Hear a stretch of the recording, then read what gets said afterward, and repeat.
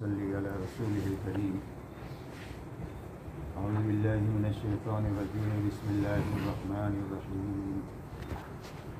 क़ुल हल यस्तविल लज़ीना यअलमून वल लज़ीना ला यअलमून इन्नमा यतज़क्करु उलुल अलबाब। वक़ाल अल्लाहु सुब्हानहु व तआला यरफ़इल्लाहु अल्लज़ीना आमनू मिनकुम वल्लज़ीना ऊतुल इल्म दरजात। वक़ाल अलैहिस्सलातु वस्सलाम मसलु मा बअसनी अल्लाहु मिनल हुदा वल इल्म कमसलि गैस औ कमा क़ाल अलैहिस्सलातु वस्सलाम। सब थोड़ा आगे आइए, मतलब बिल्कुल जगह खाली छोड़ो मत, बिल्कुल मेरे पास बैठ जाओ और आगे बढ़ जाओ। माइक भी नहीं है तो मेरे को भी थोड़ी आवाज़ कम बुलंद करनी पड़ेगी। सही करें।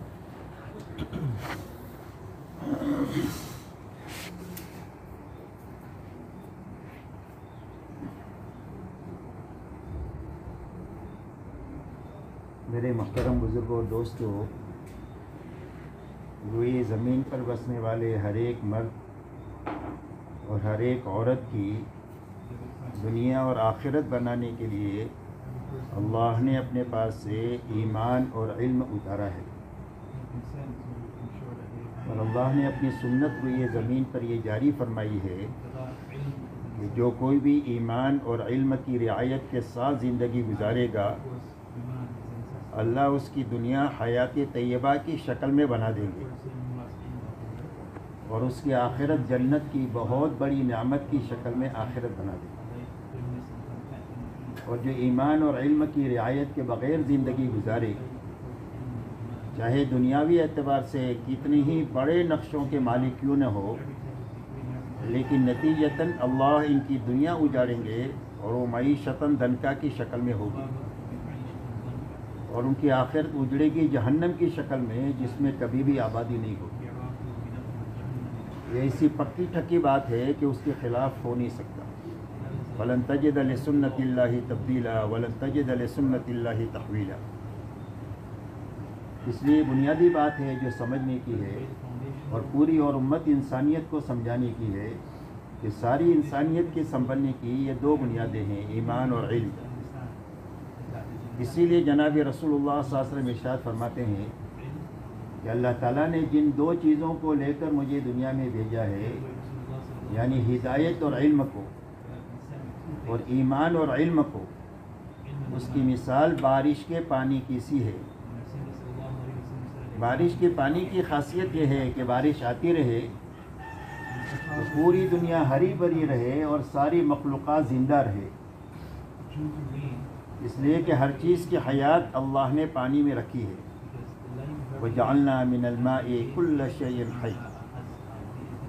और अगर पानी का आना बंद हो जाए बारिश का, तो पूरी दुनिया वैरान हो जाए और सारी मखलूक़ात मर जाए। और मैं जो हैसियत पानी की है दुनिया के लिए, वही हैसियत सारी इंसानियत के लिए ईमान और इल्म की है। इसलिए मेरे मोहतरम दोस्तों, हर इंसान की सबसे बड़ी ज़रूरत ईमान और इल्म है। अब ईमान के क्या माना है?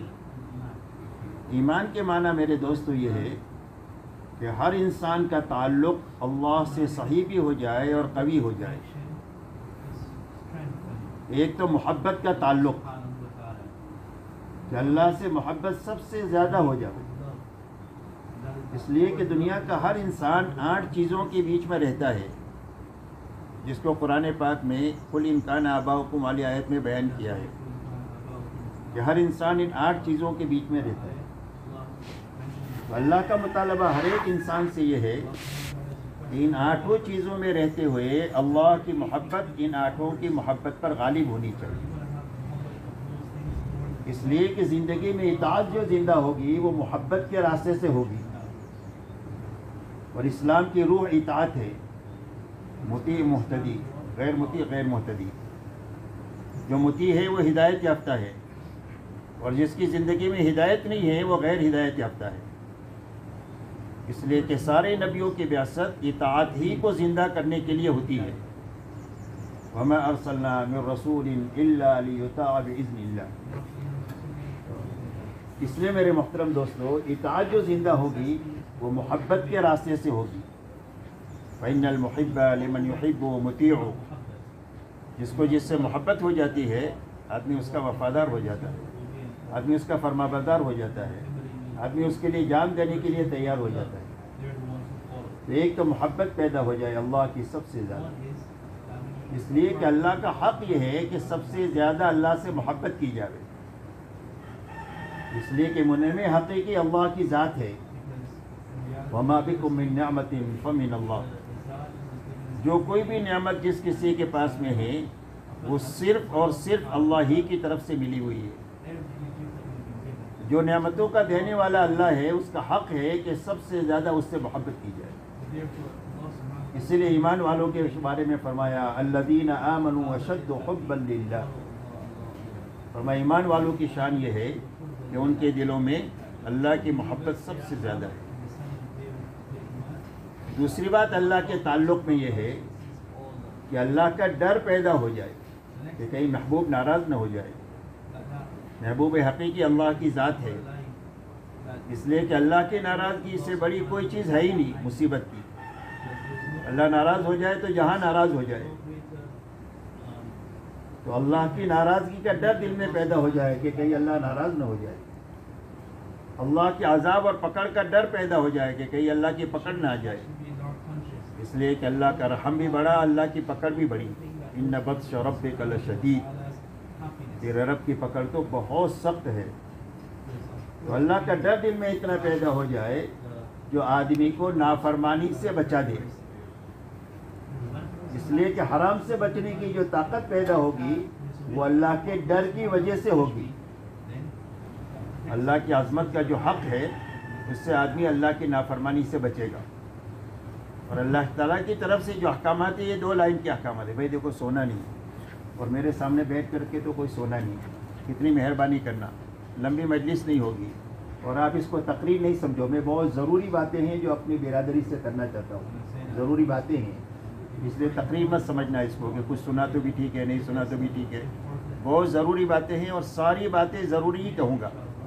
मैं अल्लाह से मांग कर आया हूँ कि हर ज़रूरी बात से अल्लाह तो बचा दे बात को, और हर ज़रूरी बात को कहलवा दी।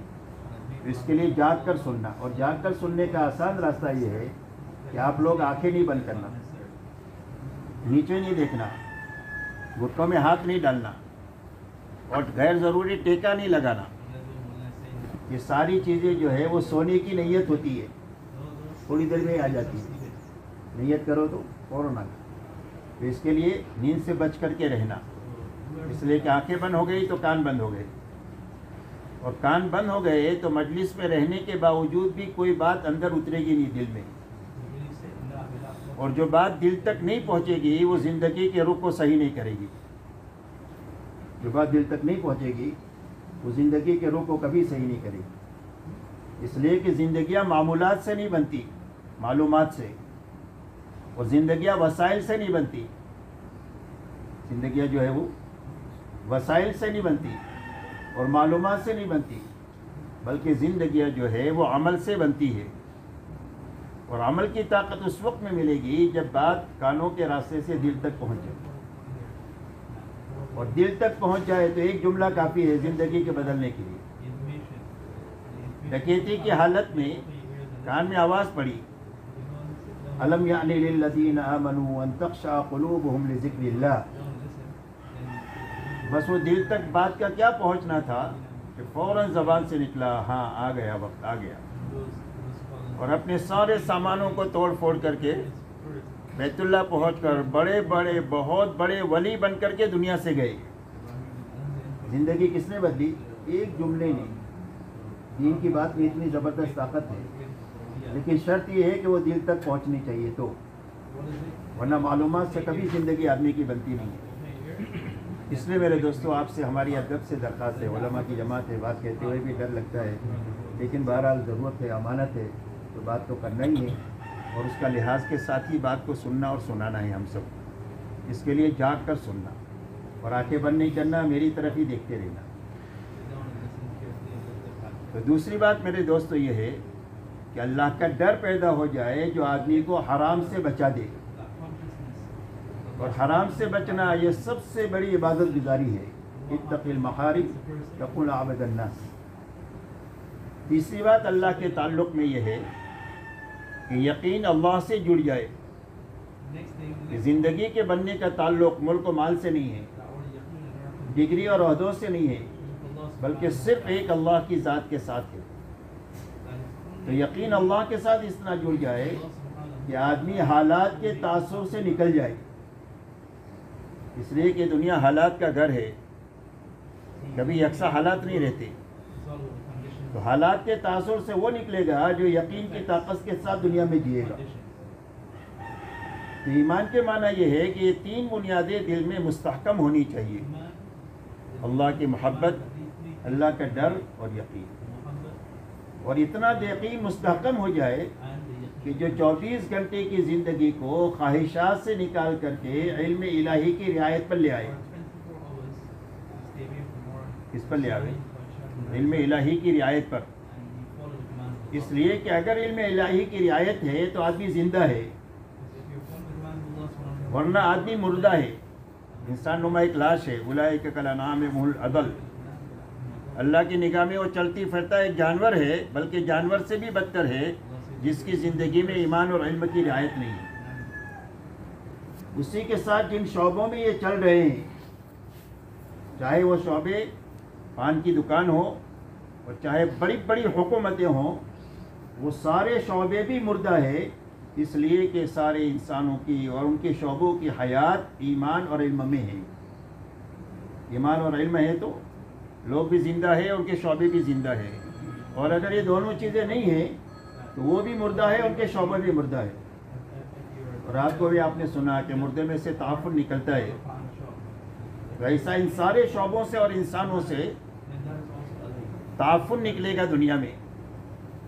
इंसानों के लिए खैर निकलने के बजाय शर निकलेगा, खयानत निकलेगी, नाप तोल में कमी निकलेगी, जोर व जफा निकलेगा, इंसानों की जान माल से खिलवाड़ निकलेगा। चंद टिकों के लिए इंसानों की जान से खेलेंगे और अपने चंद मफादात के लिए करोड़ों इंसानों की जानों को दाव पर लगा देंगे। इसलिए कि इंसान नुमा जानवर है ये। इंसानों की और उनके शोबों की हयात इन दोनों चीज़ों में है। एक ईमान होना चाहिए और एक इल्म होना चाहिए। उसके बगैर इंसान भी मुर्दा है और उनके शोबे भी मुर्दा है। अब मेरे मोहतरम दोस्तों, अगर आप दुनिया पर नज़र डालें तो अगर किसी चीज़ की कमी दुनिया में है तो ईमान और इल्म ही की कमी है। जहाँ तक चीज़ों की फरावानी का ताल्लुक़ है, इतनी चीज़ें हैं दुनिया में कि आज से 100 साल पहले उन चीज़ों का तस्वुर भी नहीं हो सकता था। हो सकता था तस्वुर? जितनी चीज़ें हैं, मैं तफसील में नहीं जाऊँगा, इजमाली बात करता हूँ। इतनी चीज़ों की फरावानी है कि आज से 100 साल पहले इसका तस्वुर नहीं हो सकता था। और इतनी सारी चीज़ों की फरावानी के बावजूद आप ये बताओ, उम्मत के और इंसानियत के मसाइल हल हुए कि और उलझ गए? क्यों भाई, हल हो गए कि उलझ गए? आप ये बताओ, दुनिया में अमन बढ़ा कि खौफ बढ़ा? मोहब्बतें बढ़ी कि दुश्मनियाँ बढ़ी? हुस्न ज़न बढ़ा कि नफ़रतें बढ़ी? जानो माल का तहफ़्फ़ुज़ बढ़ा कि जानो माल का ज़िया बढ़ा? एक एक चीज़ को आप देखते चले जाओ तो इंसानियत के मसाइल हल नहीं हुए, बल्कि मसाइल और उलझ गए। इसलिए कि मसाइल का हल अल्लाह ने चीज़ों में रखा ही नहीं है। जितना चीज़ों के रास्ते से मसाइल के हल करने में इंसानियत लगेगी, ऐसे दलदल की तरह ज़मीन में धंसनी चली जाएगी और हर आने वाला दिन उनके लिए हलाकत का दिन होगा, मसाइल के बढ़ाने का दिन होगा और उनके ज़िंदगियों को उलझाने वाला दिन होगा।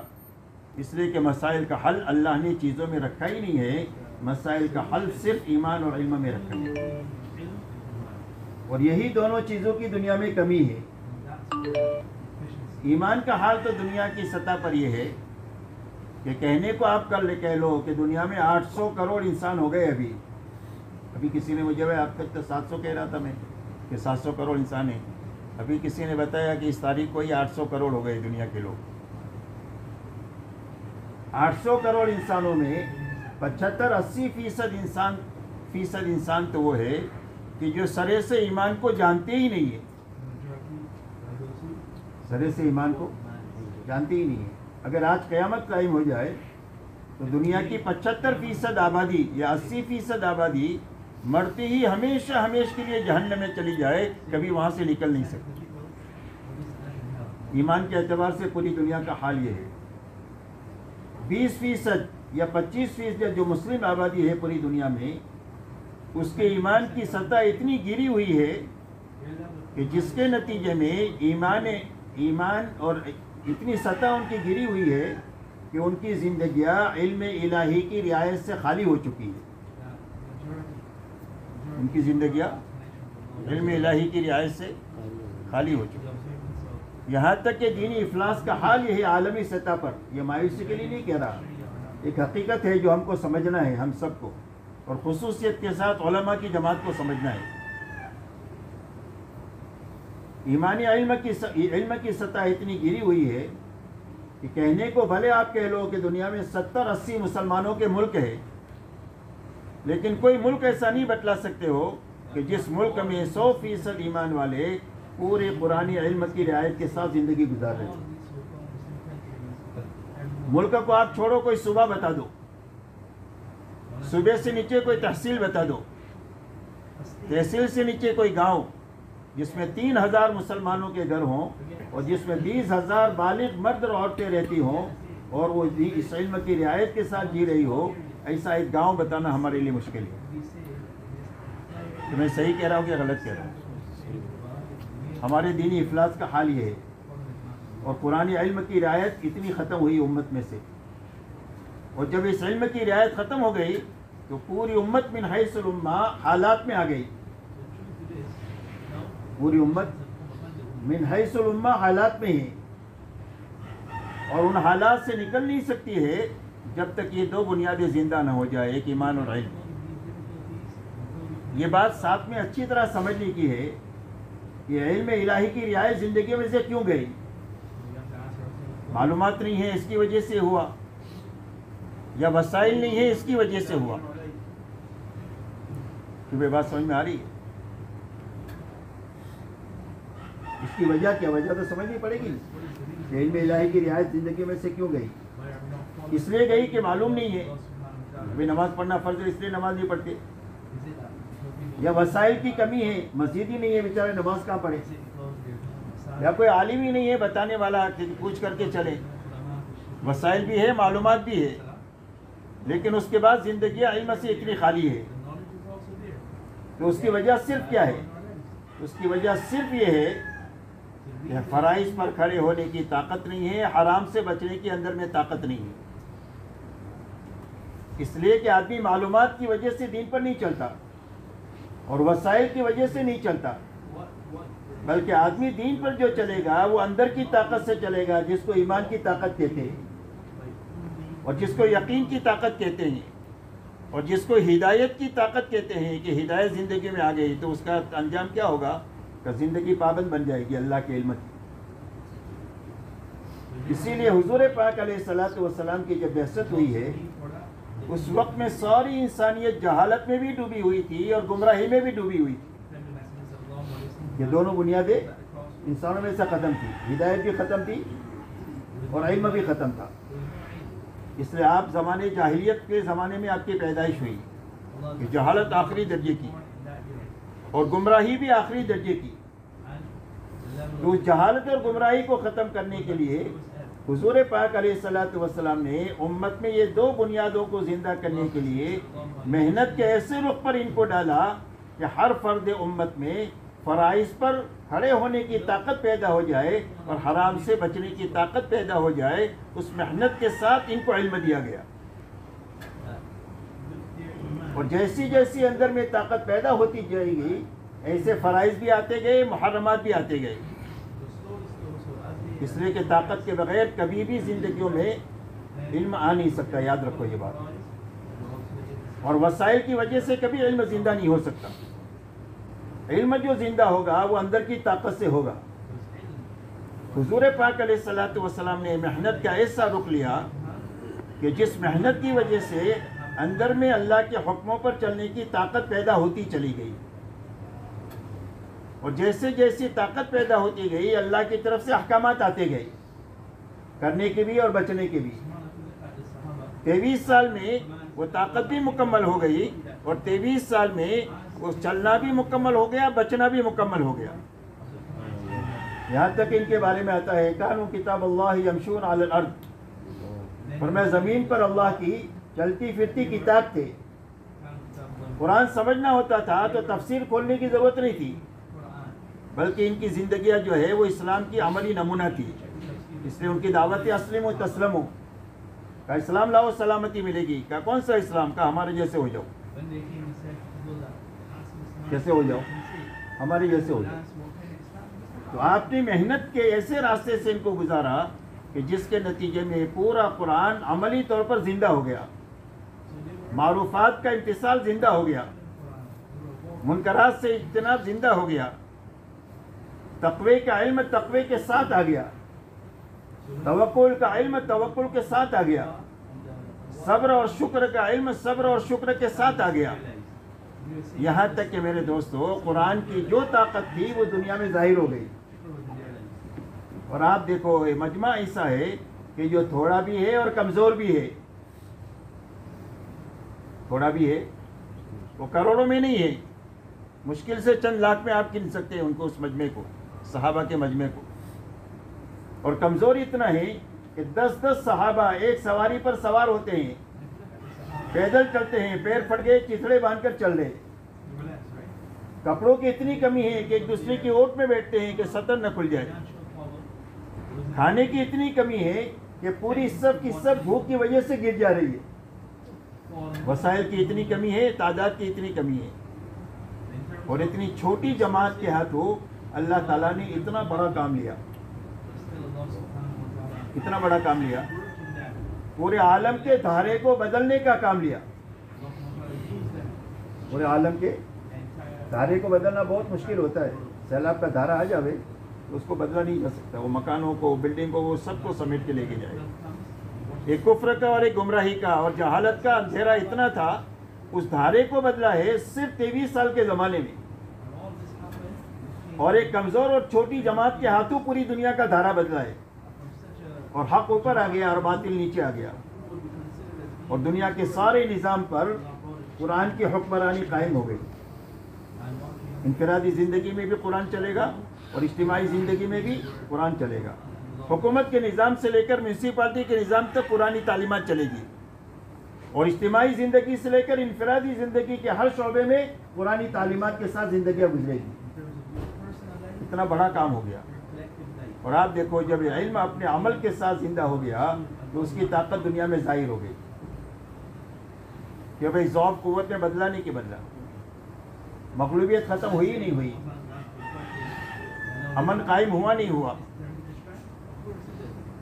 इस्तिहकाम और खिलाफत कायम हुई नहीं हुई। अब देखो, सारे मसाइल इनके हल हो गए, और अल्लाह ताला ने कुरान में जितने वादे किए थे वो सारे वादे इनके हक़ में पूरे हो गए। कमज़ोर होने के बावजूद भी और थोड़े होने के बावजूद भी, सिर्फ इस ईमान और इल्म के ज़िंदा होने के नतीजे में इनको नींद पहुँच जाती है। मैं तुमको खड़ा कर दूंगा, याद रखो, थोड़ी देर खड़े हो जाओ ताकि नींद तुम्हारी उठ जाए। ये इलाज है। माफ़ करना, इसलिए कि मैं सोते हुए लोगों में बात कर नहीं सकता, माफ़ करना, सोते हुए लोगों में मैं बात कर ही नहीं सकता हूँ, जागते हुए लोगों से मैं बात कर सकता हूँ। अब बैठ जाओ, अब नींद उठ जाएगी इंशाअल्लाह। अल्लाह खुश रखना। माफ़ करना मुझे, मैं बहुत बेअदब बन रहा हूँ, लेकिन मेरी एक फितरत है, मैं सोए होते हुए लोगों को नहीं बात कर सकता। बयान से पहले मैं सबको जगा करके ही बात करता हूँ। भाई जाग कर सुनना हो वो सुनो, और जिसको ज़्यादा नींद आ रही जाके सो जाओ। हमारे मसलक में बहुत उसात है, कोई बात नहीं, दूसरे बयान दूसरी मरतबा सुन लेना। अभी नींद आ रही है सो जाओ, इसलिए कि नींद का इलाज सोने के सिवा नहीं है। नींद का इलाज सिवाय सोने के नहीं है। पानी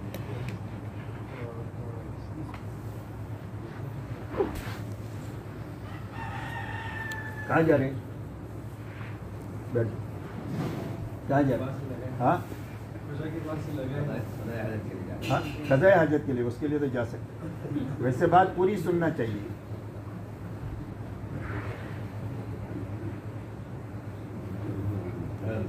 अधूरी बात सुनने का कोई नफ़ा नहीं है, बात पूरी सुनना चाहिए तो आदमी को समझ में आए कि क्या बात चाही जा रही है। अधूरा सुनेगा तो अधूरा करेगा, अधूरा समझेगा, लोगों को अधूरा समझाएगा।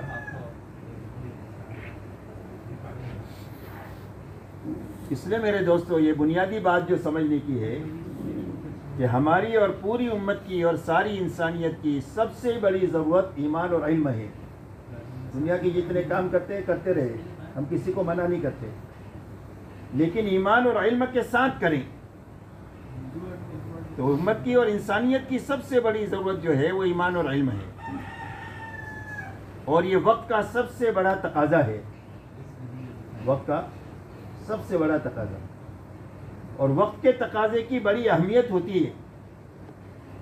अगर वक्त का तकाजा पूरा हो जाए तो सदियों में आने वाली खैर महीनों और दिनों में आ जाएगी, याद रखो। और अगर वक्त का तकाजा पूरा ना हो तो सदियों में आने वाला वबाल महीनों और दिनों में आ जाएगा। यहाँ तक कि ईमान वालों के ईमान के लाले पड़ जाएंगे। वक्त के तकाजे की इतनी अहमियत होती है। आप अंदाज़ा लगाओ, हुजूर सल्लल्लाहु अलैहि वसल्लम का जब विसाल हुआ है तो आप देखो यकसर दुनिया के हालात बदल गए। एक तरफ इर्तिदाद शुरू हो गया, एक तरफ मानी ने ज़कात खड़े हो गए, एक तरफ जो है वो हिरकल 2 लाख की फौज के साथ मदीना पर चढ़ाई के लिए निकला, और एक तरफ नबूवत के दावेदार खड़े हो गए, मर्द भी खड़े हो गए, औरत भी खड़ी हो गई। इससे हालात पैदा हो गए, और ऐसे हालात पैदा हुए कि अब इस्लाम का दिया बुझा, अब बुझा। अब इस वक्त में इसकी हिफाजत का क्या रास्ता? तो इस तकाजे को जो समझा है वो सबसे ज़्यादा सिद्दीक़ अकबर ने समझा, इसलिए कि सबसे बड़ी सोहबत उनकी है हुजूर सल्लल्लाहु अलैहि वसल्लम की, और सबसे बड़ी कुर्बानी उनकी है।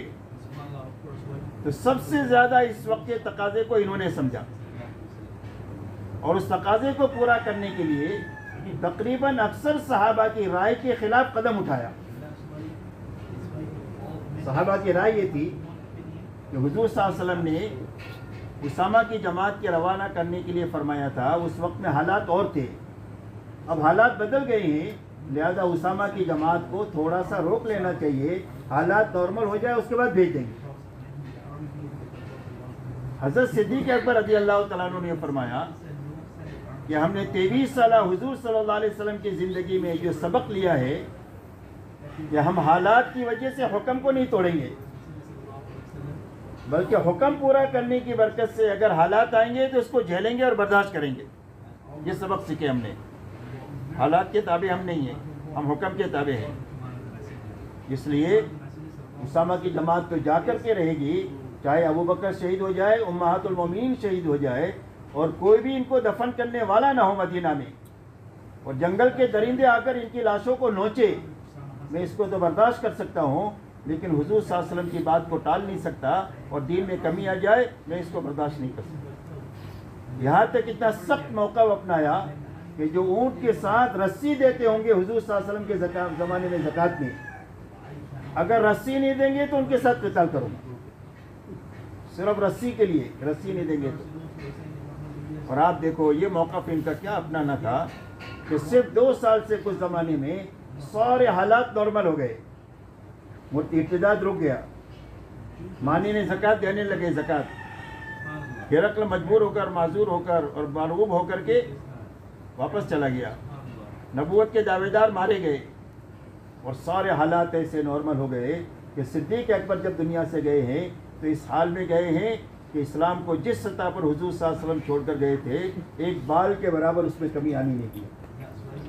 ये वक्त के तकाजे की अहमियत होती है और उसकी ताकत होती है, अगर वो हो जाए तो इतना बड़ी खैर आ जाती है।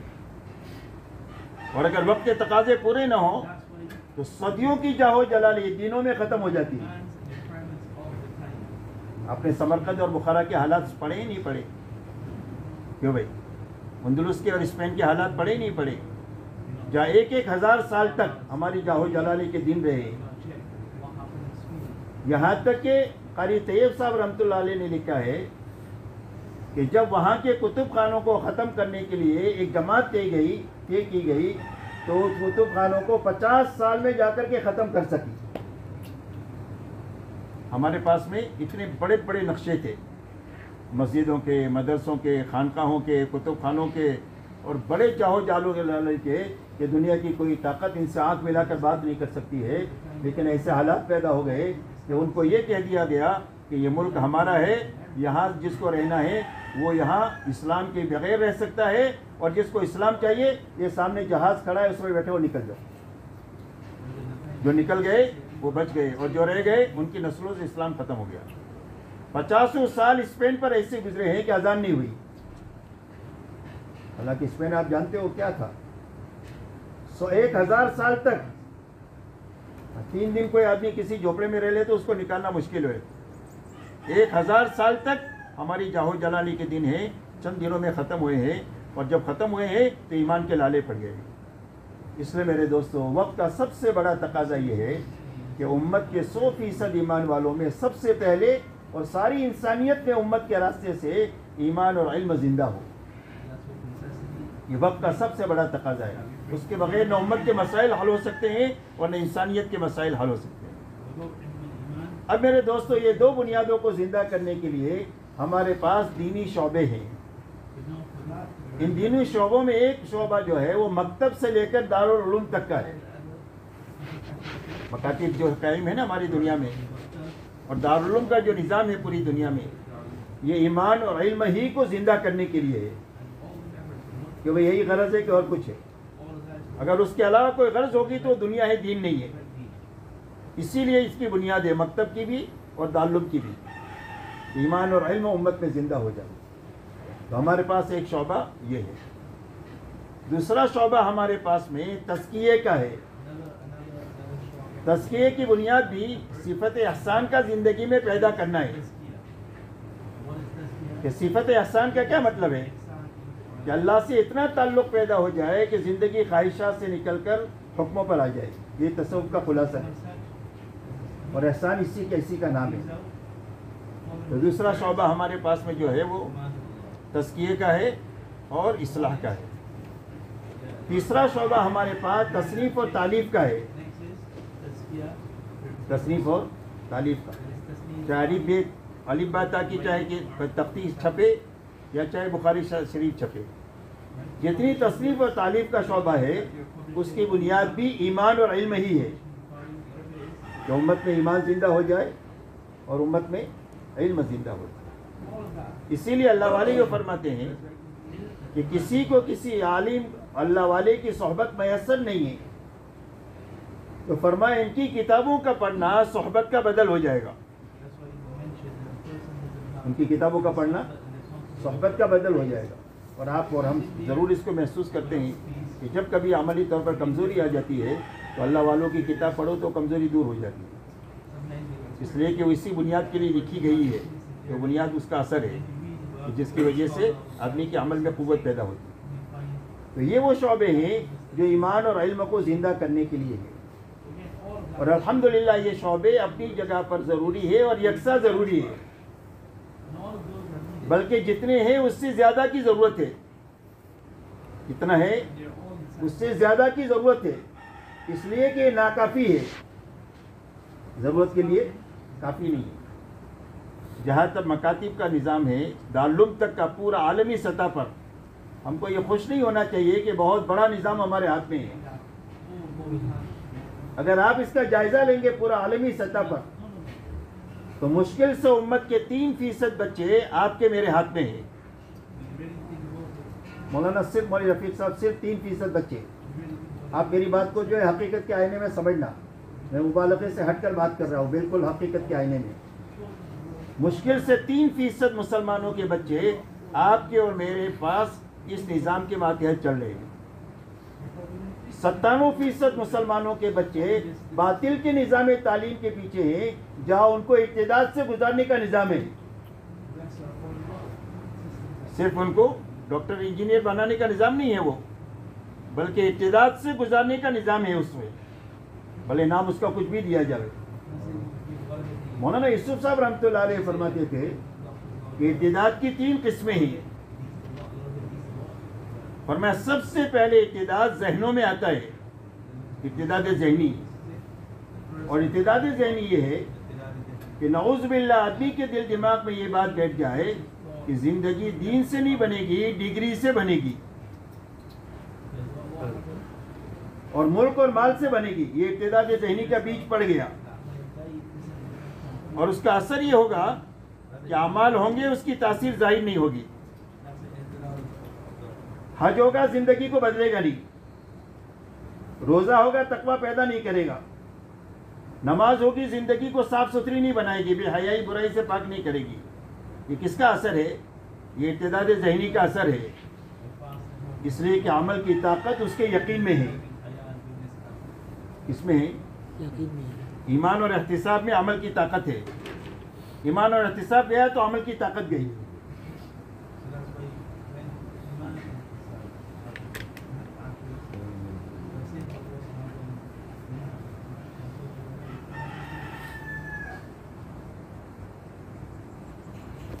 तो फरमाइए इर्तिदाद ज़हनी है। अगर इसका इलाज ना हुआ तो दूसरा मरहला जो है वो इर्तिदाद अमली का है। दीन की जगह दुनिया ले लेगी। कि जब जिंदगी दीन से नहीं बनती है तो अपनी जान माल वक्त इसमें क्यों लगाया जाए? दुनिया उसकी जगह ले लेगी और इर्तिदाद अमली शुरू होगा इर्तिदाद ज़हनी के बाद में। और इर्तिदाद अमली का हाल ये है कि उम्मत की अक्सरियत बेनमाजी है। इर्तिदाद अमली का असर है। उम्मत की अक्सरियत बेनमाजी है। आगे के दीन का तो खुदा ही हाफिज है। जहाँ नमाज में 2 पैसा खर्च नहीं होता वो नहीं है। तो ये इर्तिदाद अमली दूसरा मरहला है। और तीसरा मरहला जो है वो इर्तिदाद कौली का है कि नऊज़ बिल्लाह दीन ज़बान पर इर्तिदाद आता है कि नऊज़ बिल्लाह हमको दीन की ज़रूरत नहीं। इसलिए कि इर्तिदाद ज़हनी है, इर्तिदाद अमली है और अंदर से इतना खोखला हो चुका है कि अब उसमें इतनी ताकत नहीं है अपने दीन पर बाकी रहने की। और इर्तिदाद कौली 2 मरहले में आता है। एक तो माहौल में इतना बिगाड़ आ जाए कि ज़िंदगी का मकसद खाना बन जाए, कपड़ा बन जाए, मकान बन जाए, सवारी बन जाए और औरत बन जाए। ज़िंदगी क्यों जीना है? इसलिए 5 चीज़ें मिल जाए, अच्छी मिल जाए, इसके लिए जीना है। ज़िंदगी का मकसद ये बन जाए। अब ज़बान पर इर्तिदाद आएगा कि नऊज़ बिल्लाह दीन की क्यों ज़रूरत है? औरत नहीं मिलेगी बगैर दीन के, क्योंकि खाना नहीं मिलता बगैर दीन के, या मकान नहीं मिलता, गाड़ी नहीं मिलती, सब कुछ मिलता है बगैर दीन के। तो ज़बान पर इर्तिदाद आता है जब माहौल में बिगाड़ आता है। आप दुनिया में चल फिर करके देखोगे कि जिनके बाप दादा मुसलमान थे और अरब थे, आज 2-3 पुश्तों के बाद इनके औलाद जो है मुसलमान नहीं है। तो इनको किसने खा लिया? इनको माहौल ने खा लिया। तो एक इर्तिदाद कौली आता है जब माहौल में ये बुनियादें ज़िंदा होती है। दूसरा इर्तिदाद कौली उस वक्त में आता है जब मुल्क में हालात बदल जाए। एक तरफ इस्लाम है, एक तरफ ज़िंदगी भर की जायदादें हैं।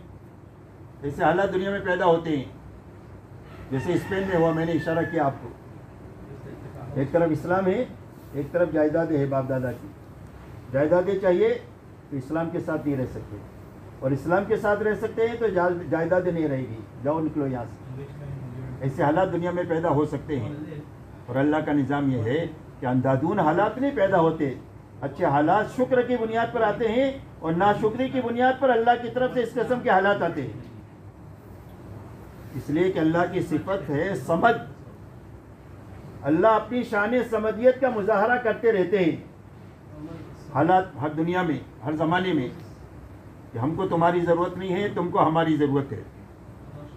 तुम्हारे शुक्रगुजार बनकर रहोगे तो हम इनामात की बौछार कर देंगे, और अगर इनामात अगर हमारे शुक्र के साथ नहीं जियोगे तो सारी नेमतों को तुम्हारे से ले लेंगे, यहाँ तक कि तुम्हारे इस्लाम से भी तुम निकल जाओगे और उसमें हमारा कोई भी नुकसान नहीं होगा। नुकसान होगा तो तुम्हारा नुकसान होगा।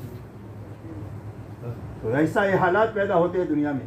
उस वक्त में इर्तिदाद ज़बान पर आता है। अल्लाह मेरी आपकी उम्मत की हिफाजत फरमाए। इसलिए मेरे मोहतरम दोस्तों, ये हमारे पास में जितने हैं मदरसे और मकतब, उससे सैकड़ों गुना, हज़ारों गुना ज़्यादा की ज़रूरत है। सिफत एहसान की जितनी लाइन है उससे बहुत ज़्यादा की ज़रूरत है। आज तो कई मुल्क ऐसे हैं कि जिसमें एक आलिम रब्बानी नहीं है कि जो मुल्क की क़यादत करे। ऐसे मुल्क है दुनिया में। ऐसे मुल्क है कि जिसके अंदर में इब्तिदाई वुजू नमाज की किताबें नहीं है। मैं आपको उन मुल्कों के नाम बता सकता हूँ कि जिनके पास में इब्तिदाई किताबें नहीं है। तो इन शोबे जितने हैं उससे ज़्यादा की ज़रूरत है और यकसा ज़रूरत है, इसकी बात समझना है। इसलिए कि हर शोबे से काम मुताल्लिक है, जो उसी से हो सकता है दूसरे से नहीं हो सकता। जैसे आदमी की बॉडी में आँख भी है, कान भी है और ज़बान भी है। क्यों भाई, ये तीनों ज़रूरी है कि नहीं है? और इसमें कोई तकाबुल होता है कि ये आँख ज़्यादा ज़रूरी है, कान कम ज़रूरी है? उसमें तकाबुल नहीं है, ज़रूरी है और यकसा ज़रूरी है। इसलिए कि हर अज़्व से काम मुताल्लिक है, जो उसी से हो सकता है दूसरे से नहीं हो सकता। देखने का काम आँख से ही हो सकता है, कान से नहीं हो सकता। और सुनने का काम कानों से हो सकता है, ज़बान से नहीं हो सकता। तो सुनना भी ज़रूरी है, देखना भी ज़रूरी है। तो ऐसा ही हमारे ये सारे शोबे ज़रूरी है और यकसा ज़रूरी है। इसलिए कि हर शोबे से काम मुताल्लिक है, जो उसी से हो सकता है दूसरे से नहीं हो सकता। आप ये बताओ, किसी मस्जिद में से 4 महीने की जमात जा रही हो और कोई बड़े मियाँ अपने 10 साल के बच्चे को लेकर आए और अमीर साहब से कहे आप इसको 4 महीना जमात में लेकर जाओ, क्योंकि अमीर साहब लेकर जाएंगे। अमीर साहब क्या कहेंगे? अमीर साहब कहेंगे कि अब्बा जान, आपके बच्चे की ज़रूरत आपके महल्ले में जो मकतब है वहाँ पूरी हो जाएगी, वहाँ इसको बिठा दो। और अगर 75-80 साल के बड़े मियाँ किसी दारुल में चले जाए और मोहतिम साहब से यूँ कहे कि मुझे मौलवी बना दो, क्योंकि वे मोहतिम साहब उसकी दरख्वास्त को कबूल करेंगे। क्या कहेंगे? कहेंगे अब्बा जान, आपकी आप मौलवी बनने की उम्र निकल गई है, अब आप तो अपने पोतों नवासों को भेज दो, हम इनको हाफिज आलिम बना देंगे। फिर भी अगर बड़े मियाँ ज़बरदस्ती रह ले तो बच्चे 1 हफ्ते में उनकी वो दुर्गत बनाएंगे कि रातों रात बगैर बताए हुए वो भाग जाएंगे। क्यों भाई, मैं सही कह रहा हूँ कि गलत कह रहा हूँ? तो हर शोबे से काम मुताल्लिक है और वो सारे शोबे मिलकर दीन की तकमील होती है। वो ये कहे कि यही से होता है, ये बेकार बुनियाद बात है, बेबुनियाद बात है। सारे शोबे मिलकर दीन की तकमील होगी। सारे शोबे मिलकर के दीन की तकमील होती है और सारी ज़रूरत हमारी पूरी होती है। इसलिए मेरे दोस्तों ये यकसा ज़रूरी है और सारे शोबे ज़रूरी हैं। उसी के साथ मेरे दोस्तों समझने की बात यह है कि ये जो शोबे हैं उनसे उम्मत में 2 तबके हैं। एक तबका तालिबीन का है और एक तबका बड़ा बेतलबों का है। अगर आप पूरी दुनिया में उम्मत का जायज़ा लेंगे तो मुश्किल से मुबालगे के साथ अगर कहेंगे तो 10% उम्मत में तालिबीन है, 90% बेतलब है। कि भाई सही मैं कह रहा हूँ कि गलत कह रहा हूँ? एक मरतबा हमने जायज़ा लिया था अपने शहर में कि कितने फ़ीसद नमाजी है, तो मुश्किल से 8 से 10% नमाजी शहर में मिले, जबकि मस्जिदें सारी भरी हुई है। कि 10% नमाजी है तो आगे का दिन क्या होगा? तो मुश्किल से 10% तालिबीन है, 90% उम्मत में वो है जिनमें तलब नहीं है। अब हमारे इन शोबों से इस्तेफादा कौन करेगा? क्यों भाई, कौन करेगा? मदरसे में बच्चे कौन भेजेगा? जिसको दीन की तलब है वही भेजेगा। इसीलिए तो 97% बच्चे दूसरे निज़ाम में हैं। अल्लाह वालों से अपना ताल्लुक़ करके अपनी आखिरत कौन बनाएगा? जिसमें तलब है वही करेगा। दीनी किताबों को कौन पढ़ेगा? जिसमें तलब है वही पढ़ेगा। तो हमारे इन शोबों से तालिबीन इस्तेफादा करेंगे। उम्मत का तबका बड़ा वो है 90% जो बेतलबों का है। अब ये बेतलबों के इस्तेफादे की क्या शक्ल? क्यों भाई, उसके दीन के बारे में मुतफक्किर होना ज़रूरी है कि नहीं है? या इनको छोड़े रखना है कि आवे बला से जावे बला से? क्यों भाई, आप छोड़े रखेंगे? अगर इनको छोड़ दिया, याद रखो, तो ये 10% भी नहीं बच सकते, याद रखो।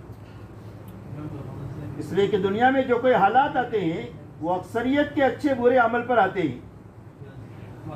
जब बेदीनी अक्सरियत में आ जाती है तो अच्छे लोग भी उसमें पिस जाते हैं, और अक्सरियत में दीनदारी होती है तो ऐसे अच्छे हालात आते हैं कि बुरों का भी निभाव हो जाता है, उसमें उनके भी संभलने का मौका अल्लाह ताला दे देते हैं, तौबा का इनको।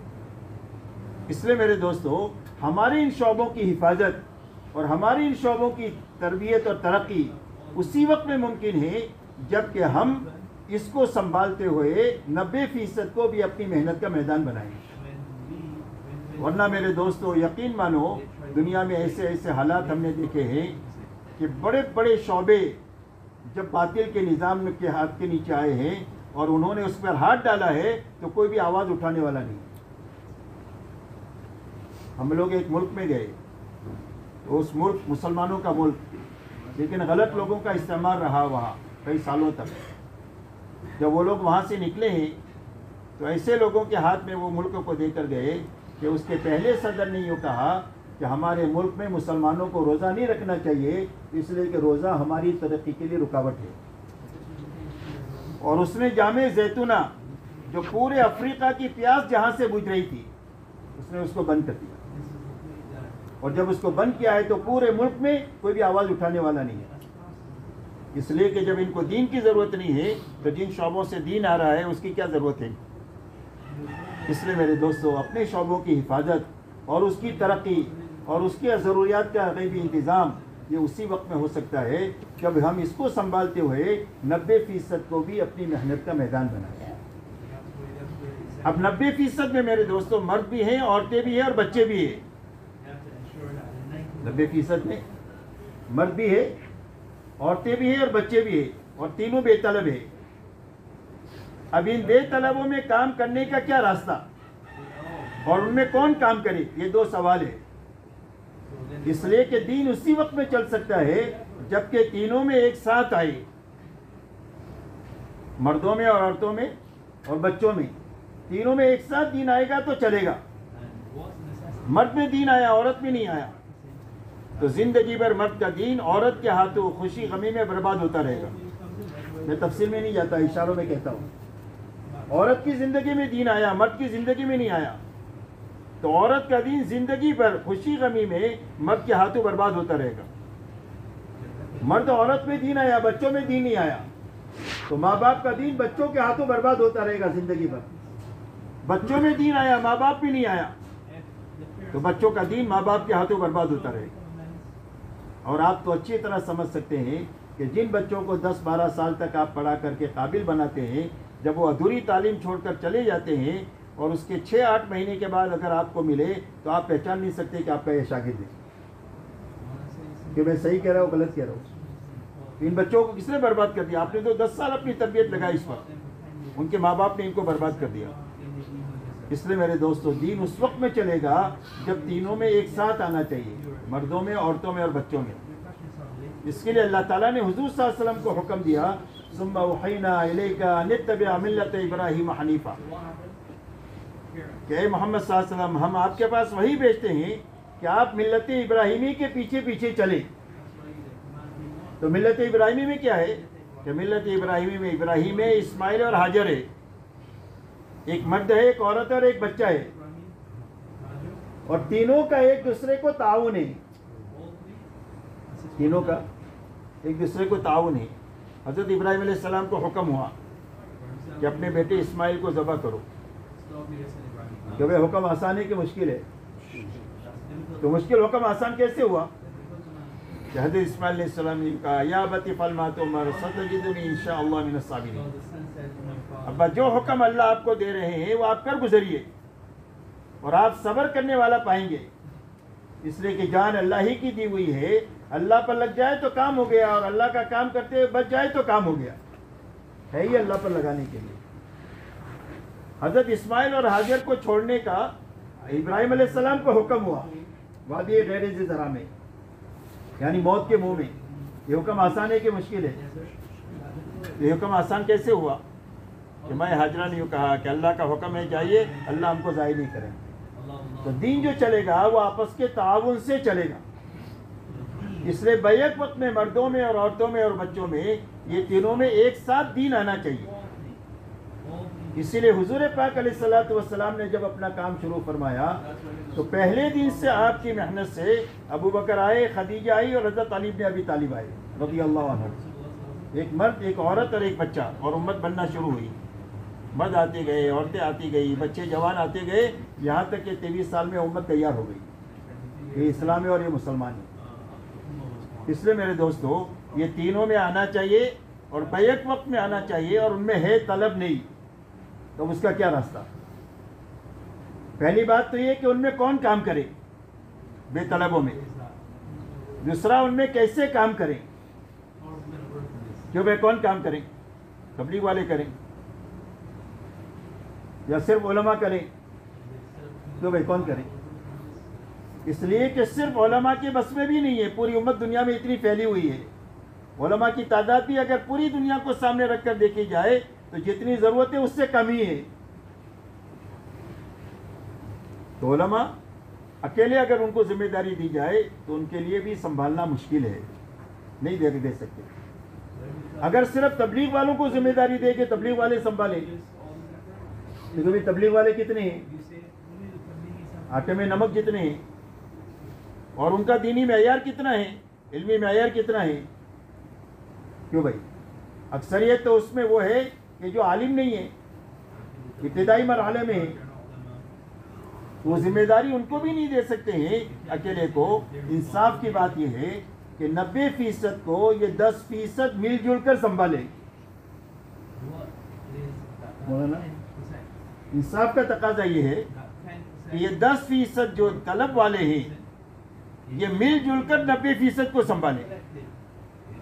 चाहे 10% का ताल्लुक मदरसे से हो, खानका से हो, तस्नीफ तालीम से हो, तिजारत से हो, मुलाजिमत से हो, फैक्ट्री से हो, खेती से हो, जिस शोबे से भी इनका ताल्लुक है 10% का, ये 10% मिलजुल कर 90% को संभाले।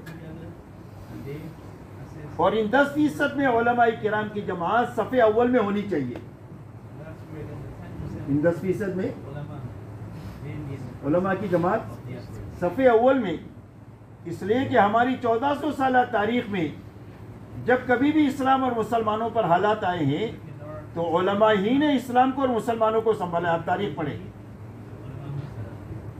जब कभी भी हालात आए हैं तो उलमा ही ने इस्लाम को और उम्मत को संभाला है। अल्लाह ने ये सजाद उलमा में रखी है। जब अंग्रेज़ का फितना हिंदुस्तान में आया तो ये बहुत बड़ा फितना था, इसलिए कि इन लोगों का काम ये है कि जहाँ वो जाते हैं सबसे पहले उस मुल्क की मुआशरत ख़त्म करते हैं, और जब मुआशरत ख़त्म हो जाती है और जब उनके जैसे हो जाते हैं तो उनका मज़हब भी ख़त्म हो जाता है।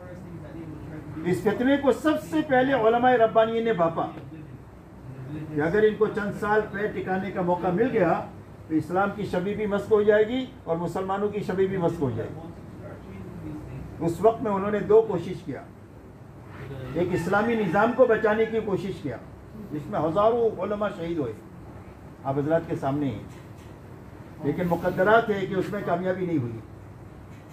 मुकद्दरात है कि कामयाबी नहीं। दूसरी कोशिश उन्होंने इस्लाम को बचाने की किया। उलमा ने जब उस मैदान में नाकामी हुई तो इन्होंने इस्लाम को बचाने के लिए अपनी तमाम तर ताकत लगाना शुरू किया, और अल्हम्दुलिल्लाह सब अल्हम्दुलिल्लाह इस्लाम को बचाने में कामयाब हो गए।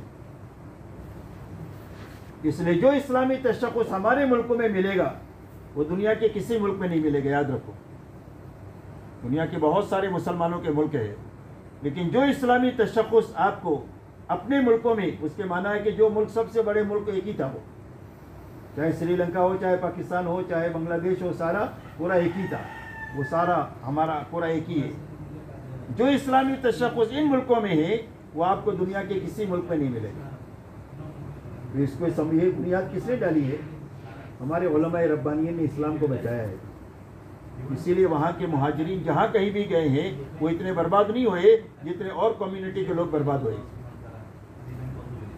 इसलिए कि उलमा ने पहले दिन से उनका ज़हन ये बनाया कि इस्लाम तुम्हारी ज़रूरत है, उसकी हिफाजत का इंतज़ाम तुम्हें करना है, किसी मुल्क के इंतज़ाम के लिए फ़िक्र के उसके इंतज़ाम में नहीं रहना। इसलिए हम लोग जहाँ कहीं भी गए हैं वहाँ हमने अपने दीन की हिफाजत खुद किया है। इसलिए जो हरा भरा बाग नज़र आता है दुनिया में वो उन लोगों का है जो उन मुल्कों से निकल करके वहाँ गए। अब देख लो ये हालात। वरना एक मुसलमानों के मुल्क में मेरा जाना हुआ, वहाँ के दारुल इफ्ता में मैं गया तो सारे 50 मुफ्ती थे, सारे क्लीन शेव थे और सारे टाई बंधे हुए थे, सारे सूट बूट में थे, सारे हेट में थे।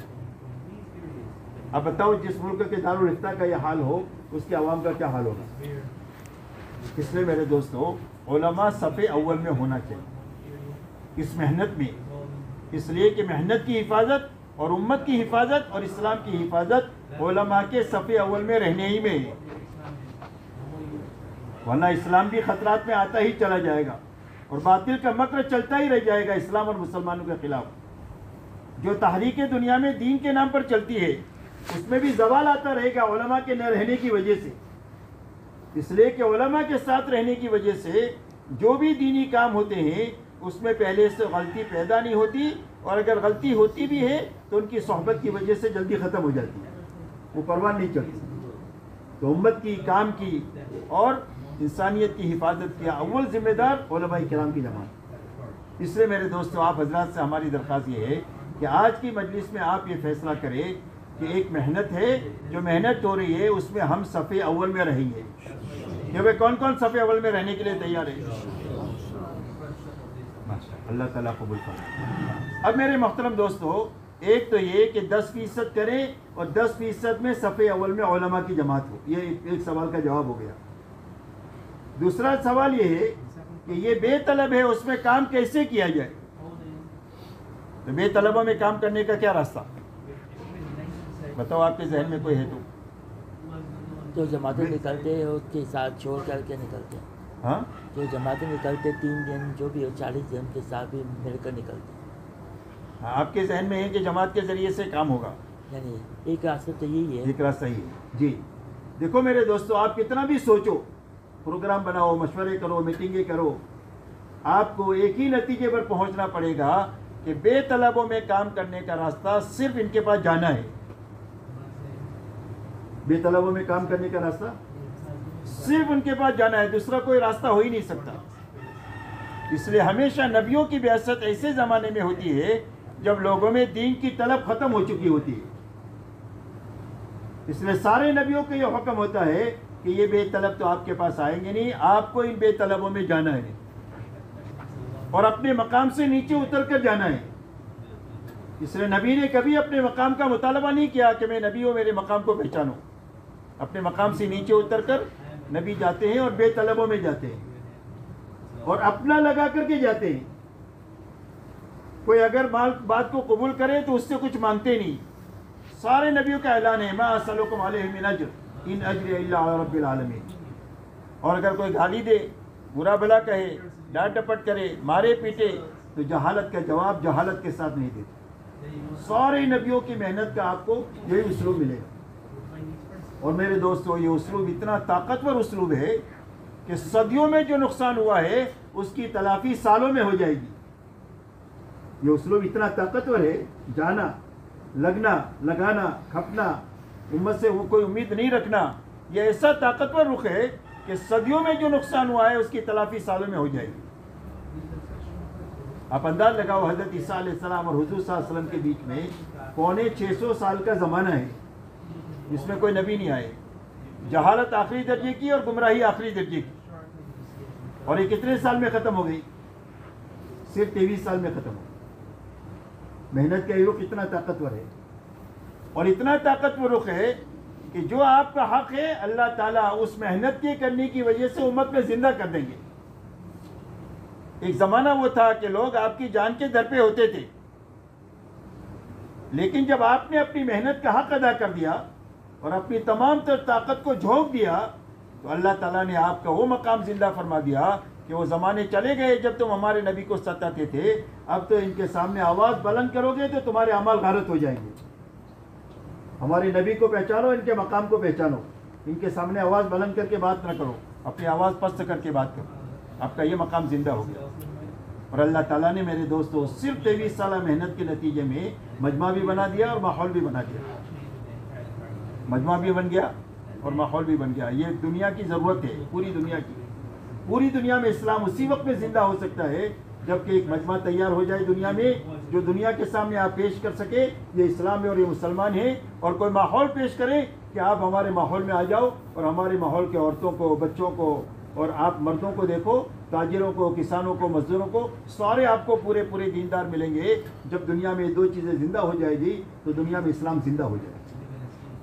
इसलिए मेरे दोस्तों, अल्लाह ने एक बड़ा काम हमारे ज़माने में दिया है। ये बड़ा काम है, नबियों वाला काम। मौलाना इलियास साहब रहमतुल्लाह अलैह फरमाते थे कि मैं इस काम को कार नबूवत यकीन करता हूँ। मौलाना अली मियाँ साहब रहमतुल्लाह अलैह ने एक किताब लिखी है, गालिबन आप हज़रात ने सबने पढ़ी होगी, मौलाना इलियास साहब और उनकी दीनी दावत। नहीं पढ़ी है तो आपको ज़रूर पढ़ना चाहिए उलमा। उनकी ज़िंदगी की कुछ झलक उसमें है, उस किताब में। उसमें एक वाक़या लिखा है कि मौलाना मंजूर नौमानी साहब रहमतुल्लाह अलैह हज़रत रायपुरी रहमतुल्लाह अलैह के पास चले गए। घड़ी तो सामने है नहीं, तो मुझे तो कुछ नज़र ही नहीं आता कितना वक्त हो गया। हाँ, 1 ही घंटा हुआ। करूँ बात करूँ थोड़ी सी, बस अभी आखिर में ही आया हूँ।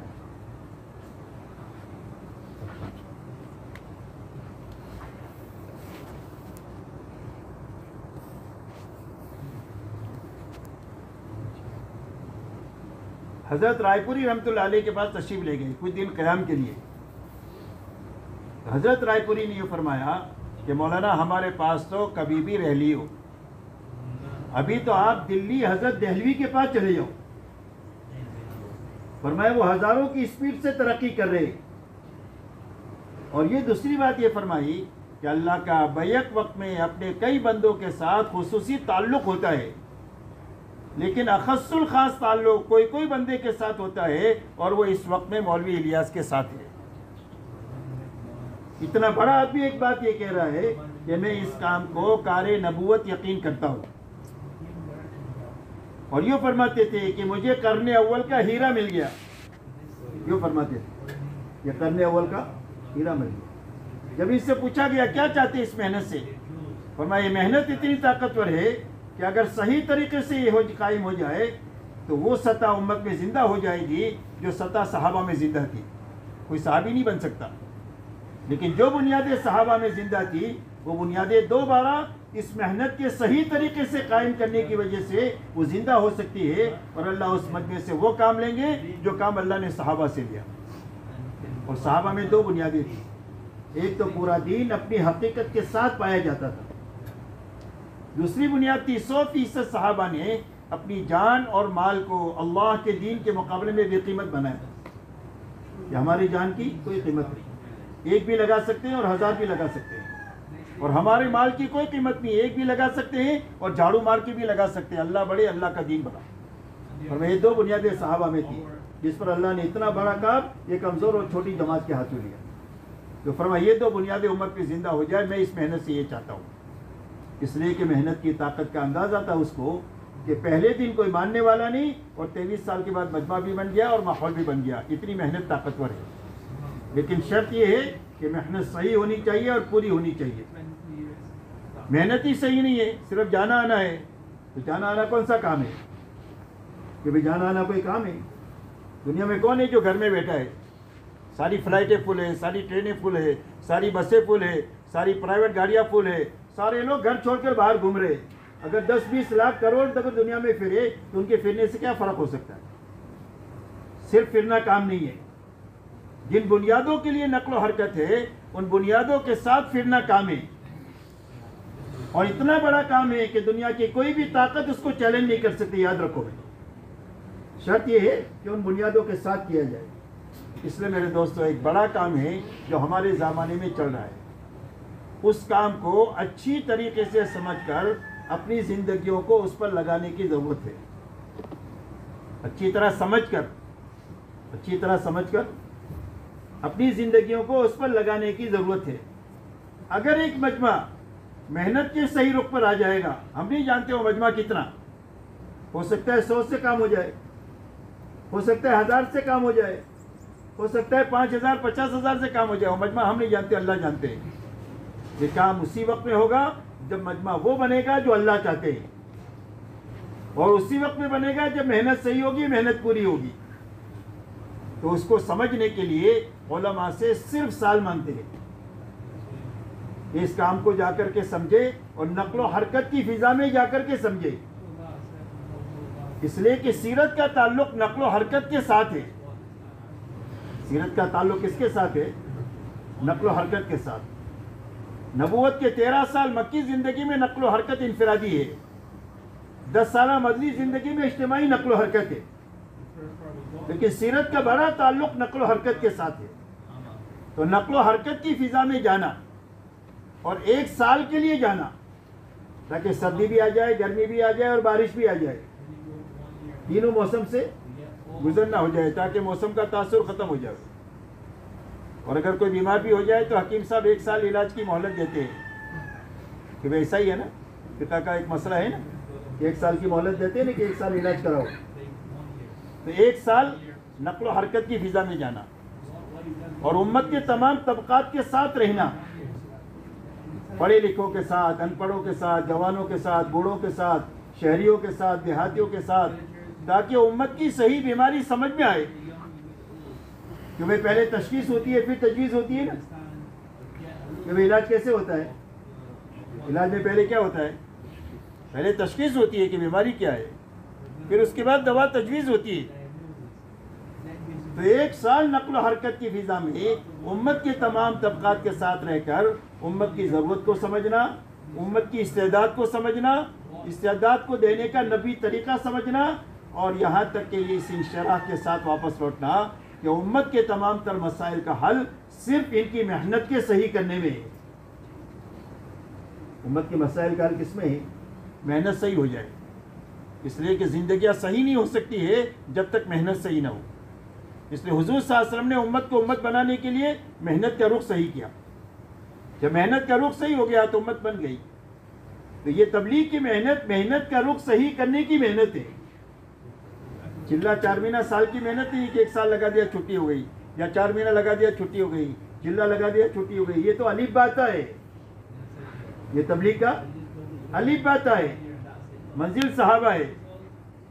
तो अलीफ बाता पढ़ेंगे और पढ़ते रहेंगे तो जाकर के आगे बढ़ेंगे, और सही पढ़ेंगे तो कुरान सही पढ़ेंगे, गलत पढ़ा तो कुरान भी गलत पढ़ेंगे। इसलिए मेरे दोस्तों एक बड़ा काम हो रहा है। तो उसके लिए अभी आपसे पहली तो मेरी दरख्वास्त ये है कि जिनका अभी तक साल नहीं लगा वो इरादा करें। इरादे की मिसाल कोपल की है, पहले इरादा होगा फिर अल्लाह की तरफ से फैजान होगा। इरादा ही नहीं है तो अल्लाह की तरफ से तौफीक का दरवाज़ा नहीं खुलेगा। वमन युरिद हर्सल आखिरति नज़िद लहू फी हर्सी वमन अरादल आखिरत वसअ लहा सअयहा व मुमिन फउलाइका कान सअयुहुम मशकूरा। यहाँ से इरादा चले, वहाँ से कदरदानी चले। वमन युमिन बिल्लाह यहदी क़ल्बा, यहाँ से ईमान चले, वहाँ से हिदायत का फैज़ान चलेगा। पहले हमारी तरफ से शुरुआत होनी थी, और हमारी शुरुआत ये है कि दिल में सच्चा इरादा पैदा हो करने का। क्यों भाई करने का काम है कि नहीं, ये बताओ। क्यों भाई करने का काम है, तो करने का काम समझने के लिए, ताकि समझ कर करे और ज़िंदगी भर करे, उसके लिए 1 साल है। 1 साल ज़्यादा है कि कम है? क्यों भाई, उलमा तो साल बनने के, आलिम बनने के लिए 7 साल मांगते हैं, इसके लिए 3 साल है। तबलीग वाले तो छोटे लोग हैं तो वो 1 ही साल मांगते हैं। और आप लोग तो कंसेशन के ज़माने में आए हो। हमारे ज़माने में 3 साल की तश्कील होती थी। हम जब लोग फारिग हुए 72 में तो 3 साल की तश्कील, 1 साल हिंदुस्तान की, 1 साल अरबस्तान की और 1 साल कुफरिस्तान की। ये तीन साल की तश्कील होती है।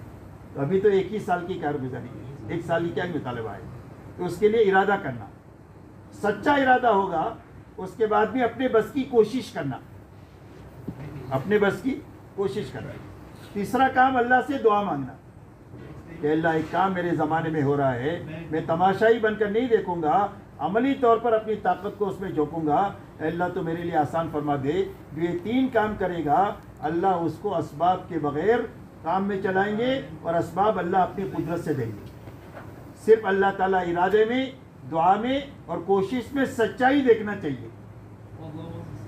सहाबा से काम लेने की बुनियाद सच्चाई है। सहाबा को अल्लाह ने कुरान में क्या फरमाया, रिजालुन सदक़ू उलाइका हुमुस सादिक़ून, ये सच्चे लोग हैं। तो सच्चाई दिखाई तो अल्लाह ने उससे काम लिया। तो माल कहाँ से दिया? अपने ख़जाने से दिया। याद रखो, सहाबा को माल दुकान से नहीं मिला, और फेरी से भी नहीं मिला, और खेती से भी नहीं मिला। अल्लाह ने अपने ख़जाने से दिया कि सदियों तक ये लोग जमा करेंगे, इसको इस्तेमाल तुम करोगे। ज़मीनों को आबाद ये करेंगे, इसकी पैदावार तुम खाओगे, और उस पर काम वो लोग करेंगे, और तुम हमारे दीन का काम करोगे। तो माल अल्लाह ने अपने ख़जाने से दिया, सलाहियत अल्लाह ने अपने ख़जाने से दिया। कि एक एक सहाबी एक एक मुल्क को संभालने वाला बना, पूरी उम्मत को संभालने वाली इस्तेदाद सहाबा में बनी। अगर एक सहाबी हो तो पूरी उम्मत को, इस्लाम को संभाल ले, ये इस्तेदाद है सहाबा के एक एक सहाबी में। ये सलाहियत कहाँ से आई? अल्लाह के ख़जाने से आई। और वक्त कहाँ से आया? अल्लाह के ख़जाने से आया। इस सब कुछ अल्लाह की तरफ से आएगा। सच है कि सिर्फ आदमी में सच्चा इरादा हो, अपने बस की कोशिश हो, अल्लाह से अपनी बेकरारी के साथ दुआ हो, तो अल्लाह ताला काम के लिए जिस चीज़ की ज़रूरत है अल्लाह अपने ख़जाने से देगा। कि भाई कौन कौन तैयार है उसके लिए?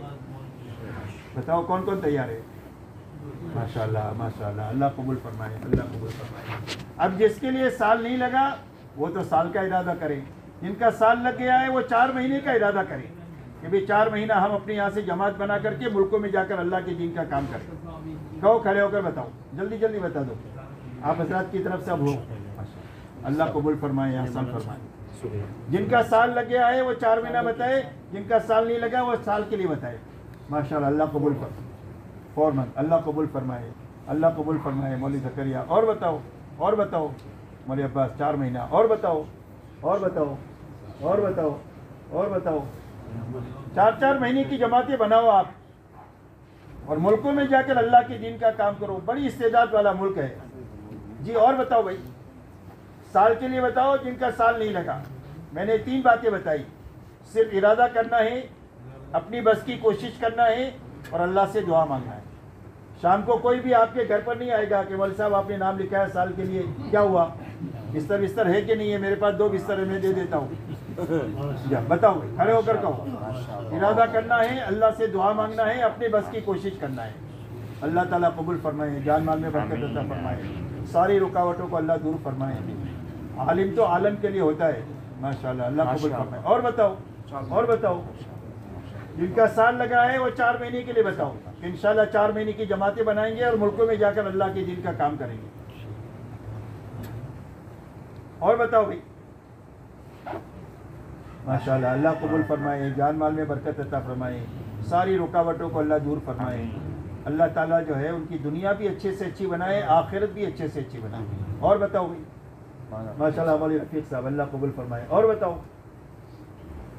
हर जमात में कम से कम 2 आलिम होना चाहिए। जो बैरून मुल्क में जमात जाए 2 आलिम हो, इसलिए कि वहाँ उलमा को उलमा ही मुतमईन कर सकते हैं। वो हमारे माहौल से दूर है उलमा वहाँ जो है वो, और हमारे काम को समझना आसान नहीं है, इसलिए कि मौजूदा काम की जितनी शक्लें हैं उससे अलग है ये। तो उनको मुतमईन कुरान और हदीस की रोशनी में उलमा ही कर सकते हैं। और अगर आप किसी आलिम को मुतमईन कर दो तो वो आलिम की हैसियत मुल्क में ऐसी होती है कि पूरे मुल्क वालों को ये कह दे कि ये काम हक है, उनका साथ दो, तो पूरा मुल्क आपका साथ देगा। और अल्लाह न करे वो आलिम ही कह दे कि ये बिदअत है तो पूरा मुल्क आपसे छट जाएगा। तो हर जमात में 2 आलिम कम से कम होना चाहिए कि जो वहाँ जा कर के आवाम में भी काम करें, उलमा को भी मुतमईन करें। ठीक है इंशाल्लाह। उसके अलावा मेरे दोस्तों, आप हजरात से हमारी दरख्वास्त ये है कि अब जमातें जो बने 4 महीने और चिल्ले की, जिन लोगों के 4 महीने लेगा इरादे की, अल्लाह आसान फरमाए। जिनके साल का इरादा है लेकिन अभी साल की हिम्मत नहीं होती है, तो कम से कम चिल्ले से तबलीग को शुरू करें। और चिल्ला ऐसे बंजर इलाके में जाकर के लगा है जहाँ के मुसलमान अल्लाह को नहीं जानते, नबी को नहीं जानते, आखिरत को नहीं जानते। वहाँ दिल जिंदा हो जाएगा उन लोगों में काम करने से। एक बीमार की फाइल देखो और एक बीमार को तड़पता हुआ देखो, दोनों में फ़र्क है ना? क्यों भाई? एक तो फाइल देखना और एक बीमार को तड़पता हुआ देखना, दोनों में बहुत बड़ा फ़र्क है। तो ऐसे इलाकों में जाकर काम करना जहाँ के मुसलमान दीन से बेखबर है, ये असल मैदान है मेहनत का। तो उनमें जाकर के काम करना, इसलिए कि खाना भूखे के लिए होता है, पेट भरे के लिए नहीं होता। ऐसे ही तबलीग के काम का असल मैदान ये लोग हैं।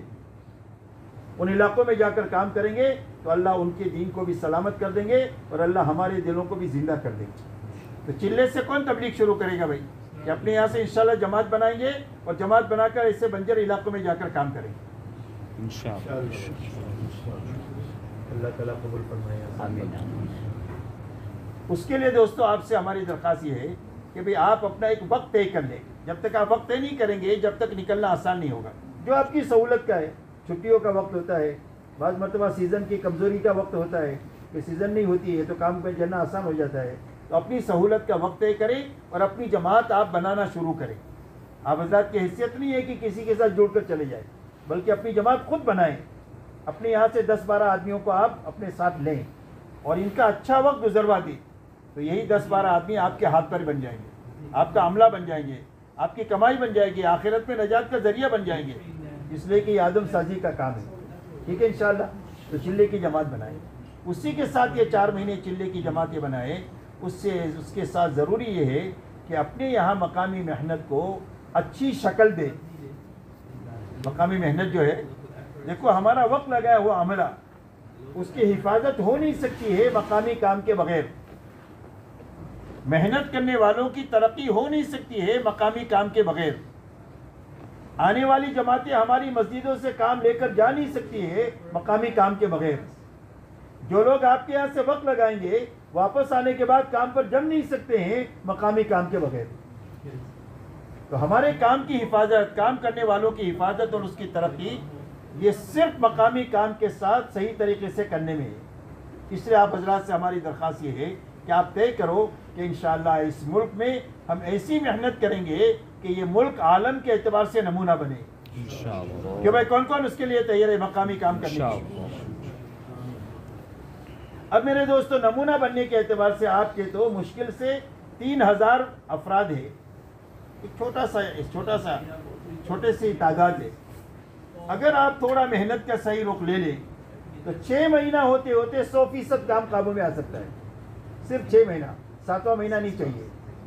अगर सही काम का रुख आप ले लें तो इंशाल्लाह 6 महीने में आपका काम इस शक्ल में आ जाएगा कि पूरा अमला जो है वो आपका सिमट जाएगा।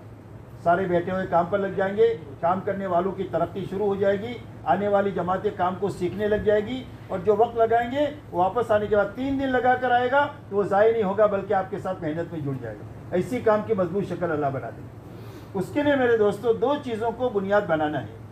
एक तो 2.5 घंटे की मेहनत को सही करना है। क्या करना है? 2.5 घंटे की, 2.5 घंटा, सिर्फ 2.5 घंटा। मुलाकातें ये काम है, लेकिन मुलाकातों से 100 साल में भी काम नहीं होगा। याद रखो, ये बहुत ही कमज़ोर शक्ल है कि मैं मस्जिद वाल जमात में इतने हुआ कि कौन क्या करोगे? बोले तुम्हारे घर पे रास्ते में आदमी मिलेगा, उसकी मुलाकात करो और घर जाओ। मिला तो ठीक है, नहीं तो घर चले जाओ। अभी तबलीग का ये रुख है पूरी दुनिया में। पूरी दुनिया में कौवे काले ही काले हैं। इससे कभी काम नहीं हो सकता। याद रखो, काम की होने की पहली बुनियाद ये है कि हमारा काम करने वाला कम से कम रोज़ाना 2.5 घंटा फारिग करे। 2.5 घंटा फारिग करने के माना है दुकान खोली। दुकान खोली तो अब ग्राहक आएगा। क्यों भाई? दुकान ही बंद है आपकी, तो ग्राहक आएगा। ग्राहक आएगा, दुकान ही बंद है। जब 2.5 घंटा आप खोलोगे, शुरू करोगे, तो अब अल्लाह काम के तकाजे आपको सुझाएंगे। अब काम के तकाजे क्या है? काम के तकाजे मेरे दोस्तों ये है कि हर घर, हर फर्द की मुलाकात का निज़ाम बनना चाहिए, और 1 महीना होते होते मस्जिद के अतराफ में जितने घर हैं, जितने अफराद हैं, उन सब की मुलाकात हो जानी चाहिए। ये मेहनत का सही रुख है। तो उसके लिए आप ये करें कि 10 आदमी हैं, 2-2 आदमियों की 5 जमातें बना दिया। आपके 500 घर है, 200 घर है, 40-40 घरों को दे के जमात पर तकसीम कर दिया। तो हर जमात जो है वो 40 घरों के अंदर में काम करें। तो आए एक आदमी की मुलाकात के लिए गए, वो नहीं मिला, तो आप घर नहीं जाएंगे, आपको तो 2.5 घंटा लगाना है। आप उसको तलाश करेंगे, कहाँ मिलेगा? तो घर वालों ने बनाया कि फलानी जगह दुकान है, वहाँ मिलेंगे। आप वहाँ चले गए, साइकिल से, रिक्शा से, पैदल, पसीना बहाते हुए वहाँ पहुँचे। कहा ये तो अभी चला गया, फलानी जगह दोस्तों में मिलेगा। तो आप वहाँ से वहाँ जाएंगे, इसलिए कि आपको तो 2.5 घंटा पूरा लगाना है।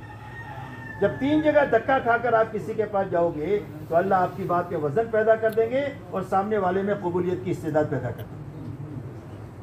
हमारे काम में मकसूद ताब है। ताब मौलाना साहब रहमतुल्लाह अलैह कहते हैं थकना काम है।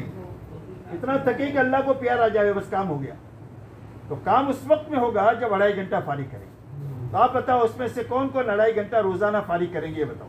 आपकी जो सहूलत का वो फारिग करो, और मुलाकातों का ये निज़ाम कायम करो। अभी 10 बजे भी इंशाल्लाह मजलिस होगी, उसमें भी तफसील से काम की बात होगी, इसी की लाइन की बातें होगी। तो एक तो 2.5 घंटा जो है वो। दूसरा मेरे दोस्तों आपसे हमारी दरख्वास्त ये है कि अभी आप 3 दिन शुरू करो। अपने अपने महल्ले से 3-3 दिन की जमातें बना करके 3 दिन सही लगाओ, साथियों का सही लगवाओ। सिर्फ 3 दिन सही लगा दो तो अल्लाह काम समझा देंगे। जिंदगी भर फिरता रहेगा तबलीग में काम नहीं समझेगा, 3 दिन सही लगा देगा अल्लाह काम समझा देंगे। एक आदमी 3 दिन लगा करके आया, उसने कहा 7 महीने हो गए मेरी तकबीर उला फौत नहीं हुई। 3 दिन में इतनी बड़ी चीज मिलेगी। 3 दिन में आदमी को काम समझ में, शर्त है कि काम सही हो, 3 दिन सही लगे।